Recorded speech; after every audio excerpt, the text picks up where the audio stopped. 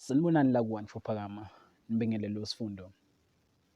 Sekubonakale igidangoma lamthandeni uShilisi ebuyela esikoleni. Okuletha ukukhuluma okukhulu-ke kubalandeli bamaskandi ngokubona uShilisi esikoleni esekhule kangaka.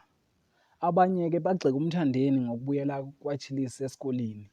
Babuza ukuthi ngabe kanti akaholi yini kahle laphana kumthandeni.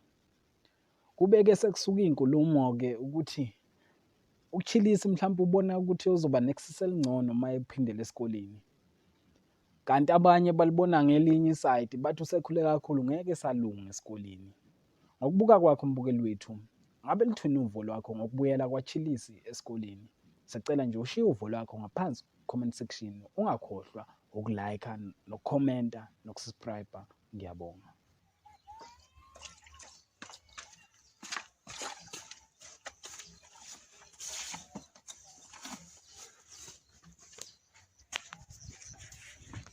Ay, sesibuyela umuntu esikoleni manje. Ivuliwe ikole.